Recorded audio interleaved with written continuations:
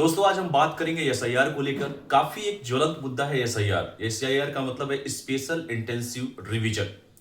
ये इतना ज्वलंत मुद्दा है। इसकी शुरुआत बिहार से हुई और बिहार में एसआईआर की शुरुआत किया गया और बिहार में चुनाव हुआ। चुनाव आयुक्त जो ज्ञानेश कुमार साहब जो हैं उन्होंने जो है बिहार से इसकी शुरुआत किया। खैर बिहार में चुनाव हुआ, रिजल्ट आए, सब कुछ हुआ।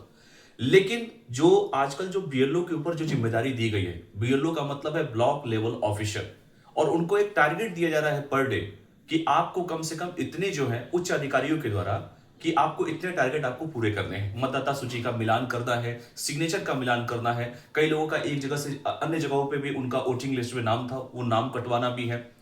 लेकिन सवाल ये उठता है, चलिए ठीक है एसआईआर हो रहा है, अच्छी बात है, लेकिन सवाल यहां पर ये उठ रहा है कि इतनी जल्दीबाजी क्यों। 4 दिसंबर का जो लास्ट डेट दिया गया है, बहुत सारे बीएलओ इतना फ्रस्ट्रेट हो गए हैं कि कईयों की शादी डिस्टर्ब हो गई, कई रात को सो नहीं पा रहे हैं। और तो जो महिलाएं जो बीएलओ बनी हैं, आए दिन देखा जा रहा है कि उनके ऊपर तरह तरह के तनाव उनको देखने को मिल रहा है, क्योंकि अधिकारी वर्ग हमेशा जो है नीचे वाले को ही क्या करेगा, दबाव देगा। अब सवाल यह उठता है कि चलिए बिहार में चुनाव हो गया, उत्तर प्रदेश में 1.5 साल के बाद चुनाव है, मध्य प्रदेश में, गुजरात में, राजस्थान में, केरल में, पश्चिम बंगाल में, जो कहा गया कि 9 राज्यों और 3 केंद्र शासित प्रदेश में जो एसआईआर की फिर जो है शुरुआत की गई है। इतनी जल्दीबाजी क्यों हो रही है? क्या ज्ञानेश कुमार साहब को और समय नहीं देना चाहिए एसआईआर को?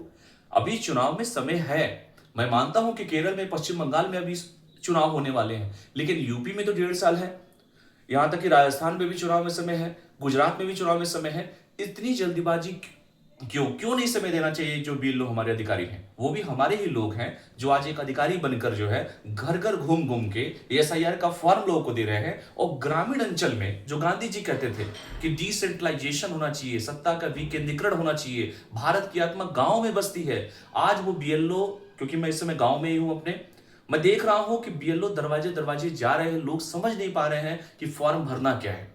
बीएलओ उनको फॉर्म दे रहे हैं, लोग भर नहीं पा रहे हैं। अब बीएलओ की जिम्मेदारी ये हो गई है कि वो फॉर्म को ले, उनका डेटा ले, सब मिलाए, लिखे, चढ़ाए। तो मेरा एक निवेदन है कि ज्ञानेश कुमार साहब से कि आप कम से कम जो है थोड़ा तिथि को बढ़ा दें। इतनी जल्दीबाजी में कोई फैसला मत लिया करें।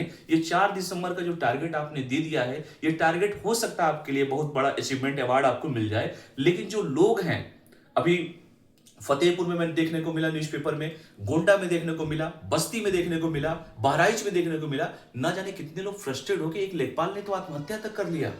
तो इस तरह की जो चीजें हैं नहीं होनी चाहिए। और मेरा मानना है कि अभी चुनाव थोड़ा दूर है, बंगाल और केरल में चुनाव भी होने वाला है, अभी यूपी में, राजस्थान में, गुजरात में तो थोड़ा लेट से चुनाव होने वाला है। तो थोड़ा तिथि को बढ़ा देते हैं, इतनी हड़बड़ी क्यों?